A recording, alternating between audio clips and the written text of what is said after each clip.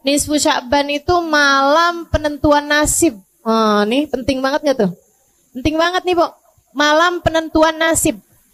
Kita nggak tahu nih kan nasib kita ke depan nih kayak gimana. Ada apa aja di depan kita nggak paham. La tadri nafsun madza taksibu gada, kata Allah dalam Al-Qur'an. Wa ma tadri nafsun bi ayyi ardin tamut. Seseorang nggak pernah tahu apa yang akan dikerjakannya esok hari. Kita cuma bisa merencanakan. Akan tetapi Allah jualah yang menentukan. Jadi teman-teman sekalian, kita bisa rencanain doang. Tapi yang sejatinya apa yang akan kita kerjakan esok hari kita nggak pernah tahu. Apa yang akan terjadi esok hari kita nggak pernah tahu. Kita nggak tahu, orang tua kita nggak tahu, anak kita nggak tahu, suami kita nggak tahu, pemerintah nggak tahu apa yang akan terjadi esok hari. Yang tahu siapa? Allah Subhanahu Wa Taala. Karenanya kita mesti minta benar-benar sama Allah Subhanahu Wa Taala urusan nasib ini. Jadikan nasib kami bagus ya Allah. Jadikan nasib kami baik ya Allah. Saya ingat dulu kalau saya minta doa sama Hubabah Bahiyah. Hubabah Bahiyah itu salah satu perempuan solehah, Bu, salah satu wali min auliyaillah. Seorang waliyah ya Bu ya, wali perempuan. Dengan segala kemuliaan-kemuliaan yang beliau punya. Alhamdulillah saya dekat dengan beliau, alhamdulillah Allah karuniakan. Ibu-ibu sekalian, saya kalau minta doa sama beliau, beliau doain saya satu doa. Asa nasibik zain Halimah. Asa nasibik zain. Beliau bilang mudah-mudahan nasib kamu bagus nak. Semoga nasib kamu bagus. Saya dulu suka mikir gitu. Emang kenapa ya menasib gitu? Sudah saya ingat-ingat, abah saya dulu juga bilang yang sama. Kata abah saya, nak orang hidup tuh yang penting nasib. Orang cakep nasibnya bagus, nggak enak hidupnya. Betul Bu? Orang cakep aja, kalau nasibnya nggak bagus, nggak enak loh hidupnya. Apalagi orang jelek. Orang kaya, kalau nasibnya nggak bagus, hidupnya nggak enak loh Bu. Apalagi orang. Maksud saya tuh nasib itu nggak terkait sama rupa, nggak terkait sama harta. Kalau orang tuh sama Allah dikasih nasibnya bagus, enak aja hidupnya. Biar kata dia nggak seberapa dikasih apa-apa, tapi kalau nasibnya bagus tuh udah enak aja hidupnya. Punya harta cukup, Ibu ya? Mau pergi pengajian ada, kan begitu? Mau buat sedekah ada, mau ikutan nyumbang acara ada, kan begitu ya? Kepengen umroh ada, pengen haji ada juga. Wah, tuh itu namanya rezeki yang berkah. Namanya nasib hartanya adalah harta yang bagus. Nah, kita minta kayak begitu tuh sama Allah Subhanahu Wa Taala. Makanya di malam nisfu Sya'ban, nanti ibu-ibu sekalian jangan lupa amalin nih bacaannya yang diajarkan, yang dilakukan oleh para guru-guru kita. Kabarnya ini diajarkan dari Nabi Muhammad. Sebab para sahabat ngamalin, para tabi'in ngamalin, para ulama-ulama sepanjang zaman ngamalin, Bu. Saya belajar dulu di Indonesia 8 tahun sebelum saya lanjutkan ke luar negeri. Nah, itu ibu-ibu sekalian, semua tuh ulama-ulama Jawa Barat, Jawa Tengah, Jawa Timur ngajarin sama semua dah malam nisfu Sya'ban baca Yasin 3 kali. Udah ibu ikutan ulama aja daripada ikutan yang gak jelas tuh Bu. Baca Yasin malam nisfu Sya'ban bid'ah. Bid'ah tuh gimana? Bid'ah tuh dolalah. Kullu bid'atin dolalah. Semua bid'ah adalah sesat. Wa kullu dolalatin finnar. Semua kesesatan membawa neraka. Maksud kamu orang baca Yasin masuk neraka gitu? Lah ini kan rada enggak enak dipikir ya. Rada enggak pas gitu otak kita mikirnya. Jadi maksud kamu orang baca Yasin malam nisfu Sya'ban sesat. Terus kalau sesat masuk neraka. Berapa banyak orang-orang di mana-mana baca kalau malam nisfu Sya'ban Yasin 3 kali. Andai nih nggak ada yang ngajarin kecuali seorang ulama yang saya tahu sangat soleh, dia ngamalin dan dia ngajarin, saya sih akan ikut. Ibu betul nggak gitu? Misalnya ini ibu nggak ada yang ngajarin nih, tapi saya ngajarin ibu-ibu. Bu, nanti malam Jumat ibu baca sholawatan ini dah. Enak Bu, saya tuh kalau habis baca sholawatan ini tuh saya doa minta sama Allah tuh doa saya diijabah gitu. Hati jadi lebih tenang. Ibu amalin apa enggak? Amalin. Nah diajarin sama satu orang saya aja, asal ibu tahu saya punya sanad ilmu. Maksudnya saya punya kapasitas ilmu untuk mengajarkan itu. Ibu akan amalkan. Apalagi Bu yang ngajarin ulama banyak banget dah. Dari di Indonesia sampai ke luar negeri. Dan Nabi Muhammad telah mengatakan, lan tajtami' ummati ala dhalalah. Umatku ini gak akan pernah sepakat dalam kesesatan. Nabi itu yang bilang, umat saya nggak bakalan sepakat dalam kesesatan tuh, nggak ada ceritanya. Nah, ini menurut saya baca Yasin 3 kali di malam nisfu Sya'ban itu adalah sesuatu yang disepakati oleh umat, bukan hanya di Indonesia. Jadi kalau ada yang bilang itu tuh budayanya orang Indonesia, mainnya kurang jauh. Mainnya kurang jauh tuh, Bu, tuh. Suruh pergi tuh ke Yaman, suruh pergi tuh Habib Zain bin Smith di Madinah ngajarin, Ibu ya. Suruh pergi tuh Sayyid Maliki di Mekah ngajarin, ulama-ulama ngamalin. Ibu-ibu sekalian, suruh pergi ke Syekh Ramadan Al-Buti, ya Bu ya, di Syria ngajarin. Pergi tuh ke Mesir, diajarin. Semua pada ngamalin kok. Nah, kamu nggak ngamalin ya ikutan siapa gitu kan? Nah, insya Allah bisa kita amalin, Ibu ya. Apalagi menyangkut urusan sama nasib. Innallaha yatajalla fi lailatin nisf min Sya'ban fayaghfir illal musyrik wal musyahin. Kata Nabi Muhammad alaihi wasallam, Allah akan menunjukkan rahmat, menurunkan rahmat, anugerah kasih sayangnya pada malam nisfu Sya'ban. Dengannya, dengan kasih sayang tersebut, Allah memberi ampunan kepada hamba-hambanya yang mukmin, kecuali yang gak dapat ampunan siapa? Al-musyrik, orang yang menyembah selain Allah, wal musyahin, dan orang yang hatinya terdapat kebencian terhadap, dendam terhadap salah satu dari hamba Allah yang beriman.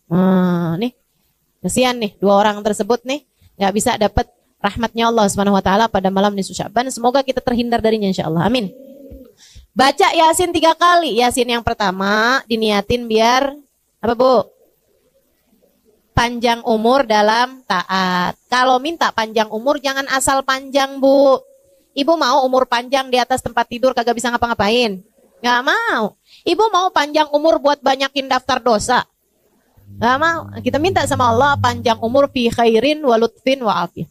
Ditaatillah dalam taat kepada Allah, fi khairin wa lutfin wa afiyah, dalam kebaikan, dalam keselamatan, dan dalam kesehatan. Insyaallah. Yasin yang kedua, Ibu baca dengan niat urusan rizki, Ibu ya.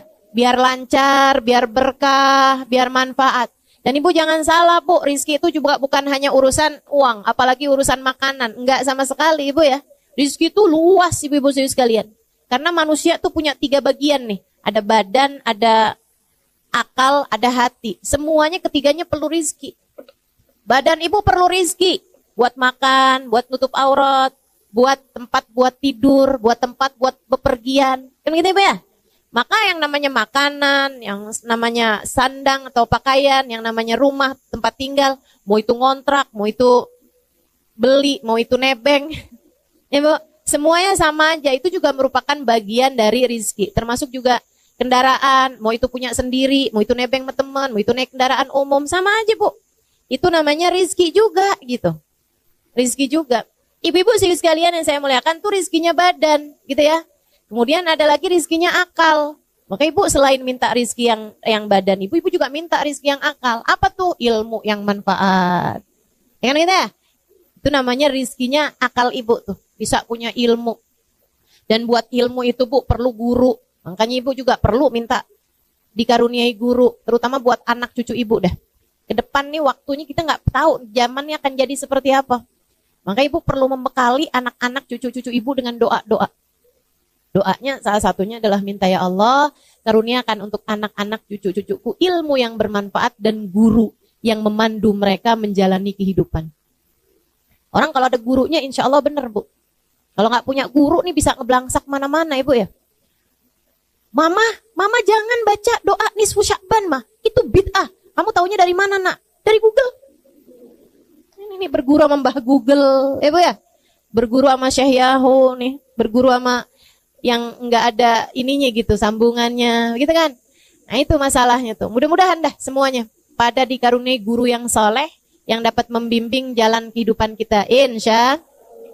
Kata Allah dalam Al-Quran, وَمَنْ يُضْلِلِ اللَّهِ فَلَنْ تَجِدَ لَهُ وَلِيًّا مُرْشِدًا.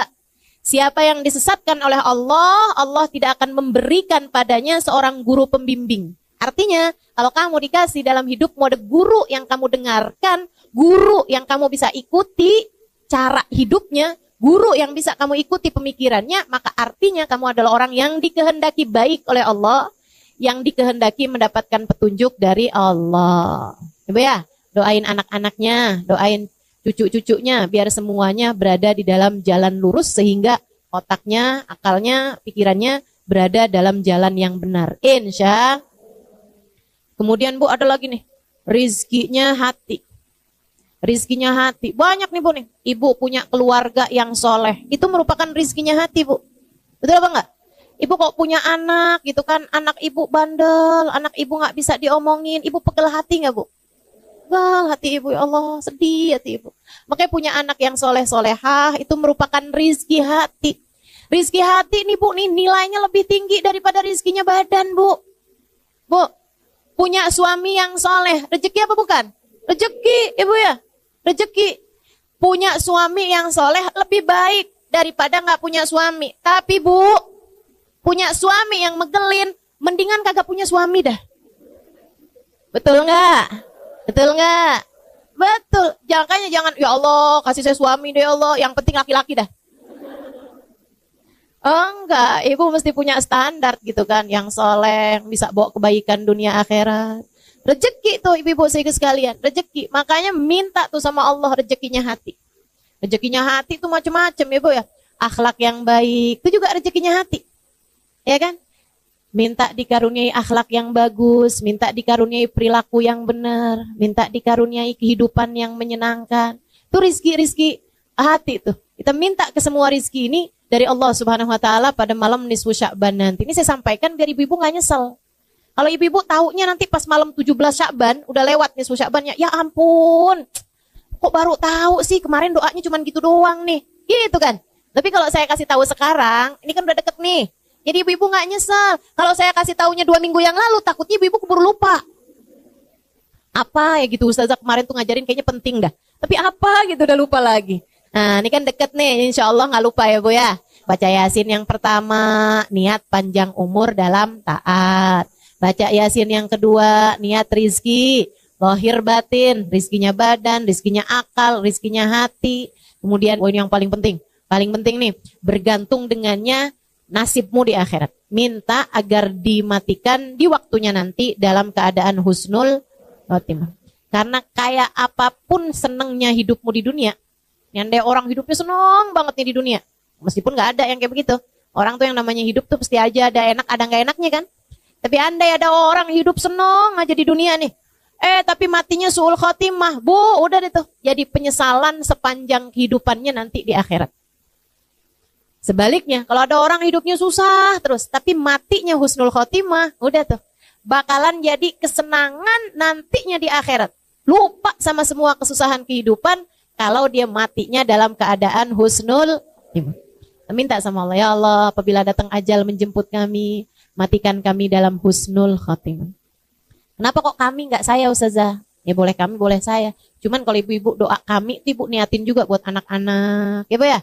Buat suami, buat orang-orang yang ibu sayangi. Semoga semuanya dimatikan dalam husnul khotimah. Ibu-ibu sekalian yang saya muliakan. Nah nanti nih Bu, abis nisfu Sya'ban lewat. Oh ya, nanti malam nisfu Sya'ban tuh usahakan ada sedekah yang ibu sedekahkan.